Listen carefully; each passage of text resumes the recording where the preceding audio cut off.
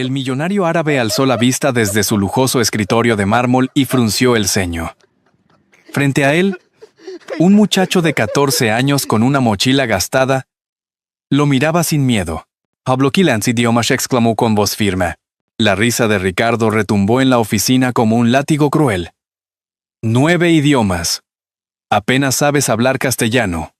La madre, con el cubo de limpieza entre las manos, bajó la cabeza avergonzada.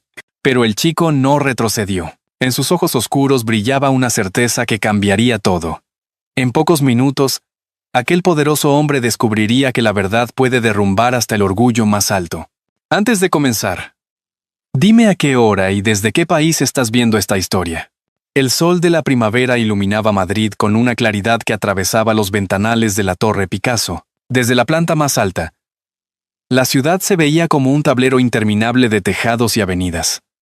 Abajo corría la Gran Vía, con su bullicio de turistas, bocinas de taxis y las terrazas de los bares donde siempre quedaba un aroma a café. En aquel espacio de lujo, alfombrado con tapices persas y sillones de cuero, trabajaba don Ricardo Valverde, uno de los hombres más ricos de España. Su mirada fría solía bastar para imponer silencio a cualquiera.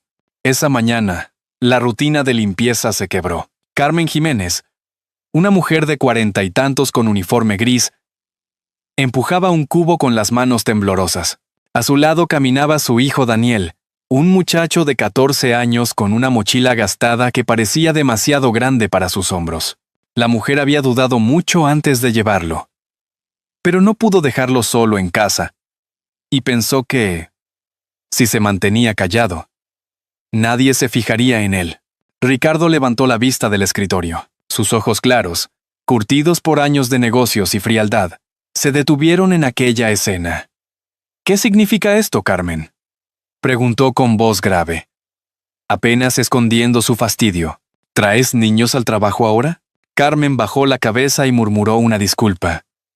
Sentía en la nuca el peso de 5 años, soportando humillaciones con tal de mantener ese empleo. Recordó todas las madrugadas tomando el autobús desde Lavapiés hasta el distrito financiero, siempre con el miedo de llegar tarde y perder el único ingreso que sostenía su hogar. Antes de que pudiera inventar una excusa, Daniel se adelantó. Su mirada no titubeaba. Había en él una dignidad que contrastaba con la modestia de su ropa. «Yo hablo 9 idiomas», dijo despacio, como si pronunciara una verdad irrefutable. El despacho se llenó de un silencio extraño. Ricardo tardó apenas un segundo en reaccionar. Y lo hizo con una carcajada que retumbó contra las paredes de cristal. Una risa grave, prolongada, casi cruel.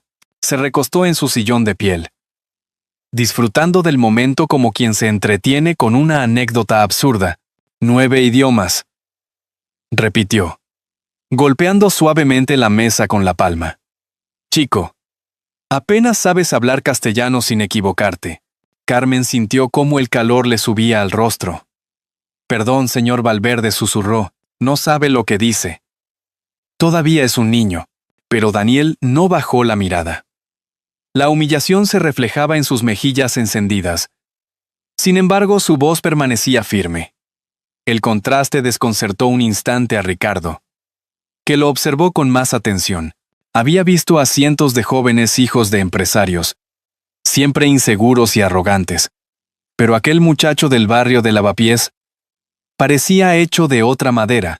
La tensión creció en la sala. Afuera, los sonidos de la Plaza de Castilla seguían su curso, indiferentes. Dentro, Carmen deseaba desaparecer, mientras su hijo mantenía los puños apretados en silencio. Recordó que en Madrid la gente siempre deja propina en un café por la amabilidad del camarero, y se le encogió el corazón al pensar que ni siquiera podía permitirse llevar a su hijo a merendar como los demás.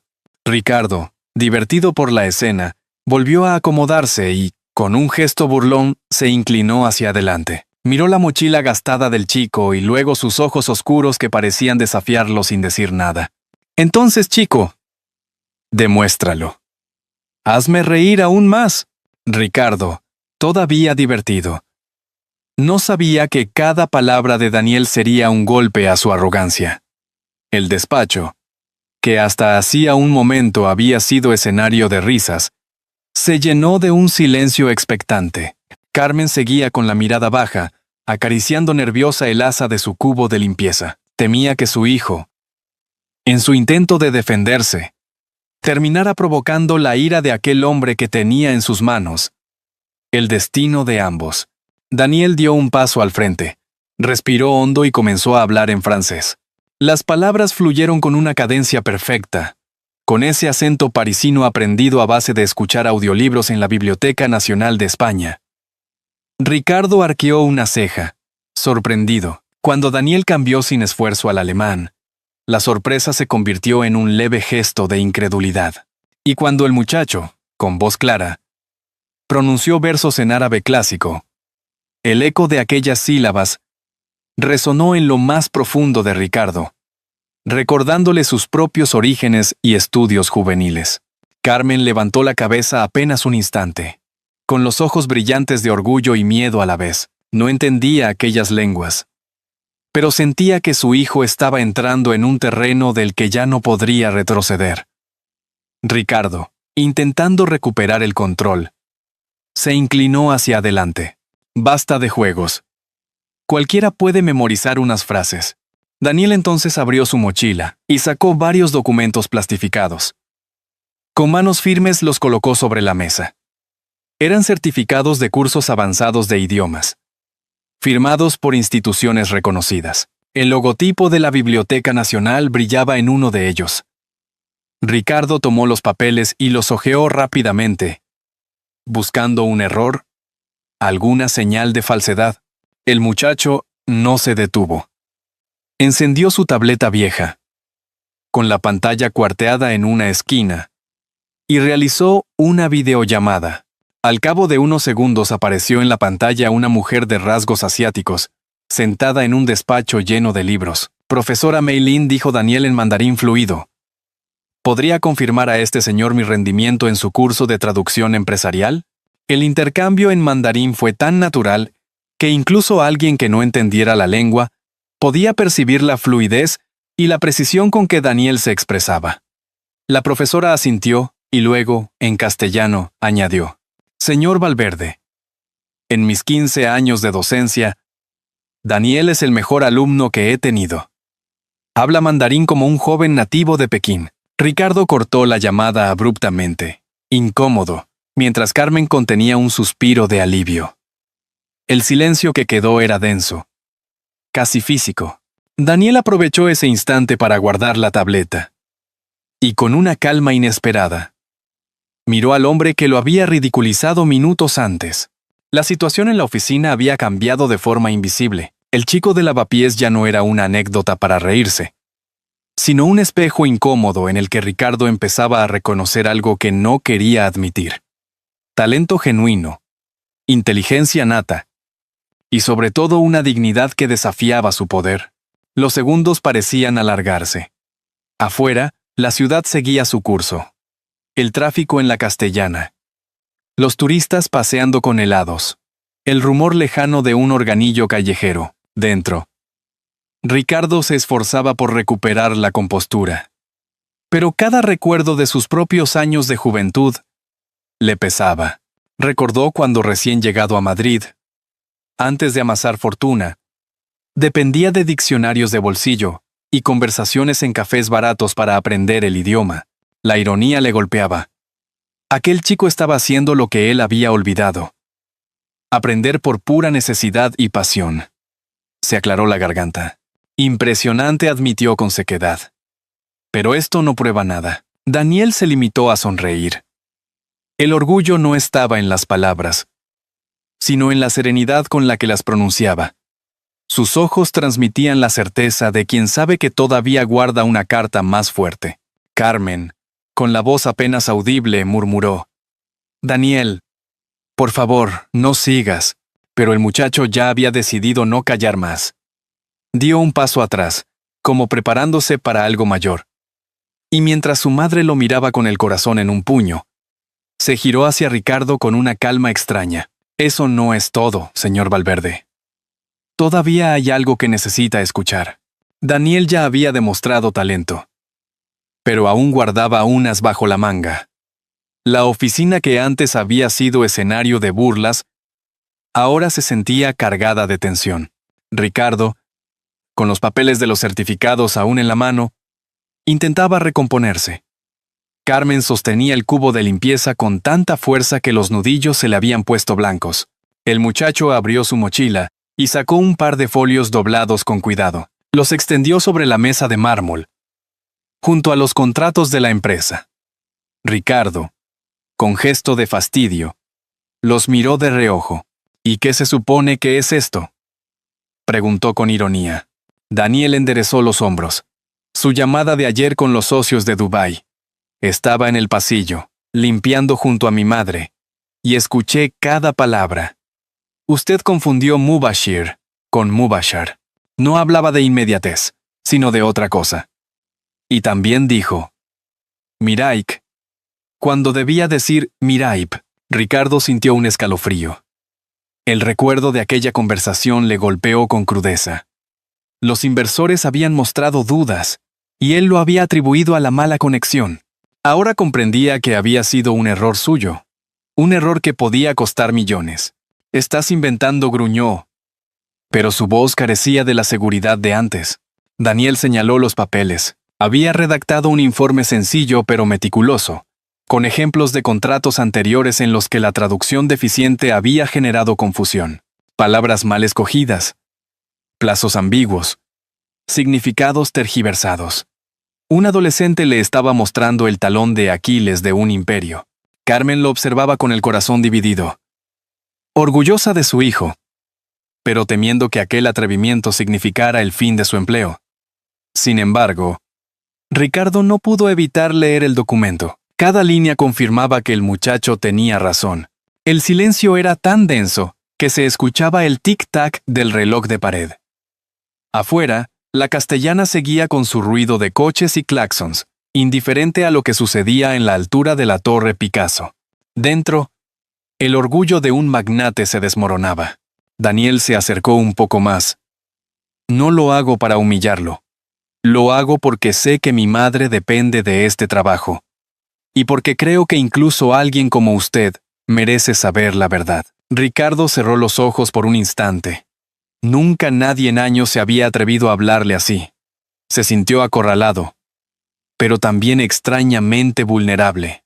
De repente, algo cayó de la carpeta de Daniel. Era una fotografía algo amarillenta por el tiempo. Ricardo la recogió casi por instinto. Sus manos temblaron al verla. En ella aparecía un hombre más joven, con el cabello negro, sonriendo en una terraza del Café Gijón. A su lado, una mujer que reconoció al instante. Carmen, con apenas 20 años, feliz, tomada de su brazo. El aire se le escapó de los pulmones. Miró a Carmen, que palideció al darse cuenta de lo que había ocurrido. ¿Por qué tienes esto?, preguntó Ricardo, la voz quebrada. Carmen no supo qué responder. Había guardado esa foto durante años como único recuerdo de un pasado que nunca quiso confesarle a su hijo. Daniel, confundido, miró primero la foto, luego a su madre, y finalmente a Ricardo. El empresario tragó saliva, con la mirada fija en los rasgos del muchacho. La forma de la barbilla, la expresión de los ojos, la postura desafiante. Había algo demasiado familiar allí. Algo que removía lo más profundo de su memoria. Daniel, notando la intensidad de aquella mirada, se atrevió a preguntar con voz firme: ¿La reconoce, señor Valverde? En la oficina todavía flotaba el silencio después de la revelación de la fotografía. Ricardo sostenía el papel con manos temblorosas, incapaz de apartar la mirada de la imagen descolorida en la que él mismo aparecía, más joven, con una sonrisa ingenua y despreocupada, abrazando a Carmen en una terraza madrileña. El peso de los años, de las decisiones y de los silencios cayó sobre sus hombros como una losa imposible de cargar. Daniel, desconcertado, se preguntaba por qué su madre palidecía de aquella forma. Como si esa simple foto tuviera el poder de desmoronar todo lo que había construido en su vida. Ricardo no quiso prolongar la tensión en la fría oficina de Torre Picasso. Con voz ronca: Ordenó suspender el resto de sus reuniones y pidió a Carmen que lo acompañara junto a Daniel a un lugar donde pudieran hablar sin testigos. No sabía exactamente qué buscaba. Tal vez una confirmación, tal vez una excusa para negar lo evidente. Pero en su interior, sentía que aquel día marcaría un antes y un después. Horas más tarde, los tres entraban en el Café Gijón, en el Paseo de Recoletos. El local mantenía intacto el aire de tertulia literaria que lo había hecho famoso durante generaciones. Las paredes forradas de madera, los espejos antiguos empañados por la historia, las lámparas de hierro que iluminaban tenuemente las mesas donde poetas, periodistas y políticos habían discutido de todo durante décadas. El olor a café recién molido se mezclaba con el de los churros calientes, y el murmullo de conversaciones daba un fondo acogedor al lugar. Ricardo eligió una mesa apartada, en la misma esquina donde años atrás había compartido tantas charlas con Carmen. Sentarse allí fue como abrir una puerta cerrada durante décadas. Carmen se acomodó frente a él, insegura, con las manos entrelazadas para controlar el temblor. Daniel, que no entendía del todo, observaba la escena con una mezcla de curiosidad y ansiedad. Ricardo dejó la foto sobre la mesa. «Explícame por qué conservas esto», pidió, aunque su voz sonaba más a ruego que a reproche. Carmen lo miró, y en sus ojos aparecieron las huellas de un recuerdo que nunca había contado a su hijo. «Porque para mí fue real. Aquí, en este café, usted y yo pasamos tardes que creí sinceras. Usted hablaba de sueños, de cómo algún día dejaría de sentirse extranjero en esta ciudad. Yo escuchaba fascinada, convencida de que nuestro futuro podía construirse juntos». Daniel abrió los ojos con asombro.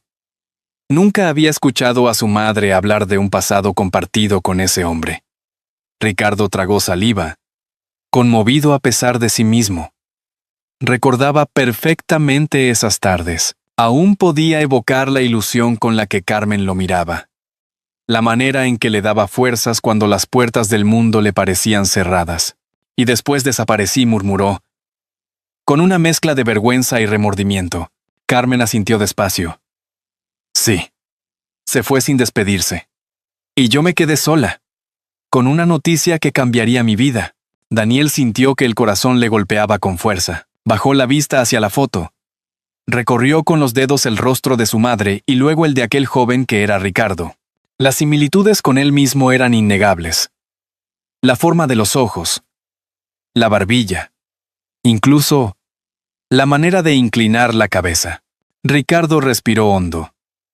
El café seguía con su bullicio habitual. Un camarero saludaba a un cliente, con un «Buenas tardes, don Manuel». En otra mesa se escuchaba el tintineo de cucharillas removiendo el azúcar. Todo seguía igual. Pero para ellos, tres, nada lo era. «Se parece demasiado a mí cuando tenía tu edad», confesó finalmente Ricardo, mirando a Daniel con una mezcla de incredulidad y miedo. Carmen bajó la cabeza, como si hubiera esperado ese momento desde hacía 14 años. Daniel sintió un nudo en la garganta. La pregunta que llevaba minutos formándose en su interior salió sin más, directa y dolorosa. ¿Está diciendo que soy su hijo? La mesa quedó en silencio. Afuera, los coches seguían avanzando por el Paseo de Recoletos. Los transeúntes se detenían a mirar escaparates. La vida continuaba. Pero para Ricardo, Carmen y Daniel, el tiempo se había detenido en aquella esquina del Café Gijón. Lo que estaba a punto de decirse cambiaría sus vidas para siempre. La pregunta de Daniel quedó suspendida en el aire como una espada imposible de esquivar. Ricardo se quedó inmóvil, con la mirada fija en el muchacho. La foto aún descansaba sobre la mesa del Café Gijón, como testigo incómodo de un pasado que había regresado sin pedir permiso. Carmen se tapó el rostro con las manos, incapaz de sostener la intensidad de ese instante. Horas más tarde, incapaces de seguir hablando en un lugar público, los tres terminaron en el piso modesto de Carmen en Lavapiés. El barrio bullía con su vida cotidiana. Niños corriendo detrás de un balón en la plaza, música flamenca mezclada con ritmos africanos que salían de un bar cercano, ropa tendida en balcones que apenas dejaban pasar la luz. Daniel se sentó junto a la ventana, mirando hacia la calle estrecha donde la gente saludaba a los vecinos con un «buenas tardes» cordial. Ricardo se paseaba de un lado a otro del pequeño salón. El lujo de su ático en la Castellana parecía un universo lejano. Allí, entre muebles sencillos y paredes con fotografías familiares, todo adquiría una crudeza que lo desarmaba. Carmen, de pie junto a la mesa, respiró profundamente. «Sí», dijo al fin, con voz rota. «Sí, Daniel. Él es tu padre». Daniel apretó los puños. Sintió una mezcla de alivio por tener respuesta y de dolor por haberla recibido tan tarde. Giró hacia Ricardo con los ojos encendidos. ¿Todo este tiempo? ¿Usted sabía de mí? Ricardo negó con la cabeza, pero su voz temblaba. No lo sabía. Carmen nunca me lo dijo. Y yo también fui un cobarde. Cuando ella quedó embarazada, yo estaba obsesionado con escapar de la pobreza. Pensaba que el amor era una distracción. Tenía miedo. Hijo. No me llame así, interrumpió Daniel, con dureza. No tiene derecho. Usted me juzgó sin saber quién era. Se rió de mí delante de mi madre. ¿Y ahora resulta que llevo su sangre? Carmen trató de intervenir. Daniel, por favor. Pero el muchacho no cedió. Había guardado demasiado dentro de sí. Todos los años en que vio a su madre trabajar hasta la madrugada. Todos los cumpleaños sin un regalo caro. Todas las veces que soportó burlas en la escuela, por ser el hijo de la limpiadora. Ahora entendía que el hombre que había provocado esas heridas era el mismo que se sentaba en su salón, con traje caro y mirada culpable. Ricardo se desplomó en una silla.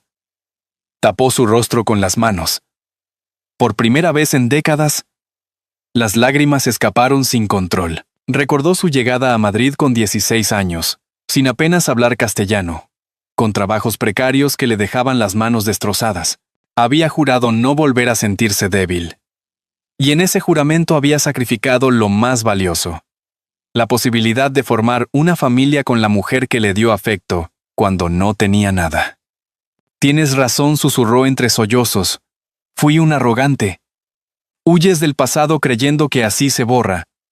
Pero el pasado siempre encuentra la manera de regresar. Daniel se levantó de golpe. Caminó hacia la ventana y se apoyó en la barandilla. Desde allí veía la plaza llena de vida. Familias enteras compartiendo meriendas. Abuelos comprando rosquillas en la esquina. Su voz salió quebrada. Quizás ya sea demasiado tarde para ser mi padre. El silencio volvió a adueñarse de la habitación. Carmen lloraba sin consuelo.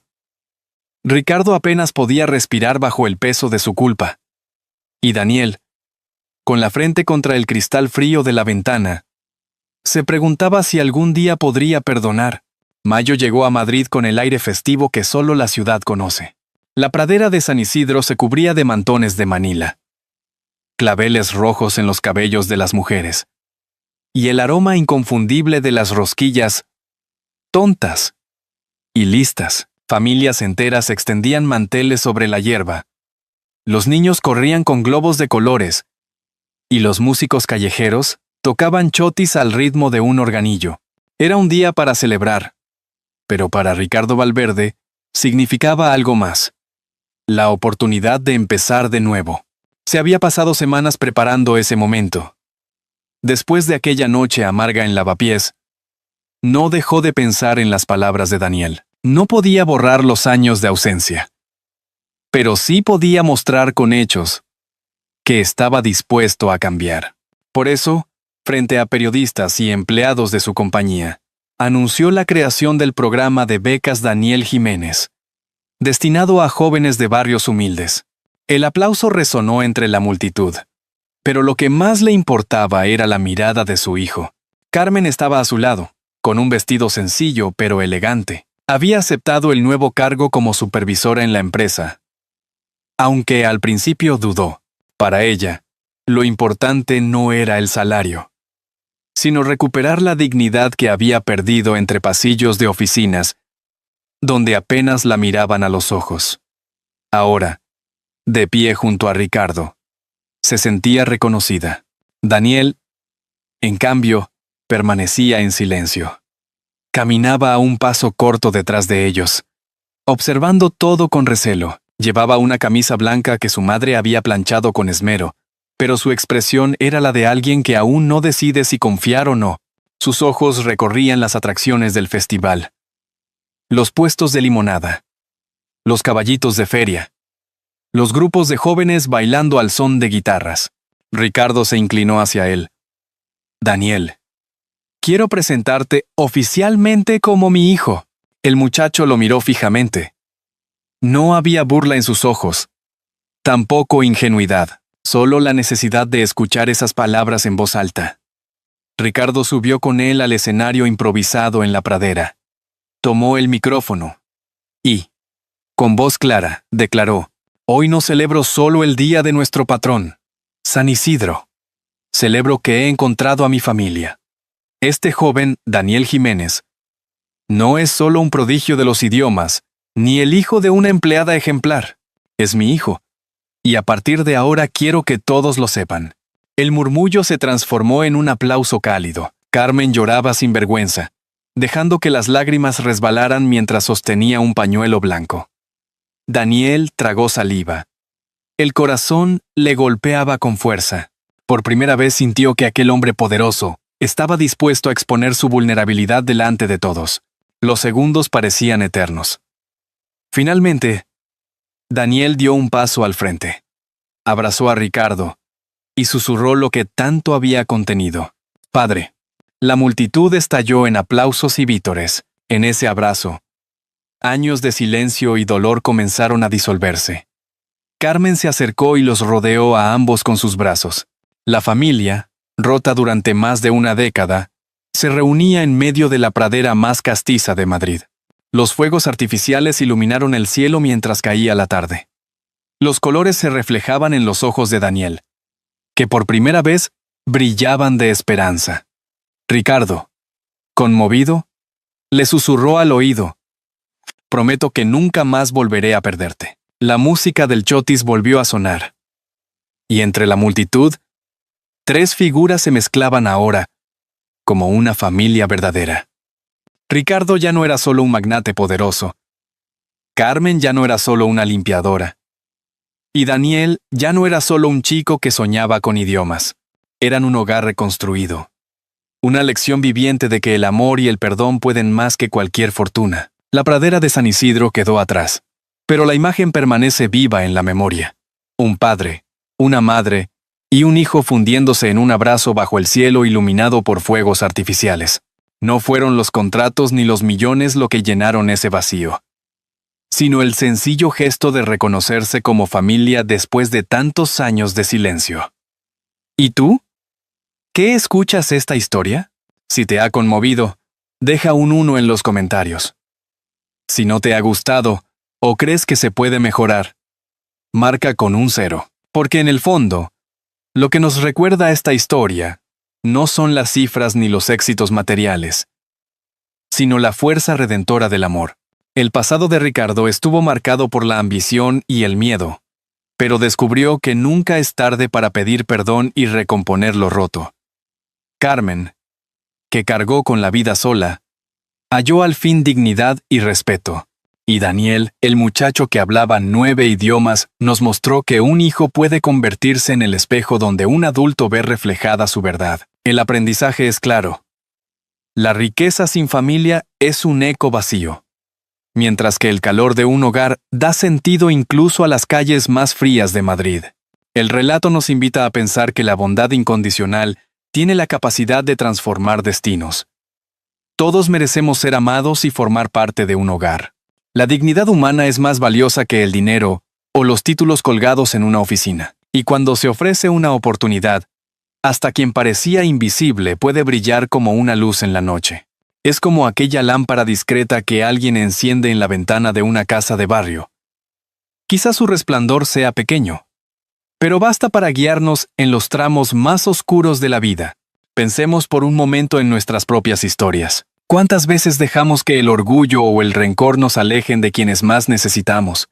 ¿Cuántas oportunidades de reconciliación se pierden por miedo a pronunciar un «lo siento» o un «te quiero»? Este relato nos recuerda que la felicidad no llega de acumular bienes, sino de aprender a vivir para otros. La verdadera grandeza no está en la cuenta bancaria, sino en el gesto sencillo de tender la mano y abrir el corazón. Quizás al escuchar esta narración sientas el eco de tu propia experiencia. Un reencuentro pendiente, una palabra aún no dicha, una herida que espera cicatrizar. Tómate un instante para reflexionar sobre ello.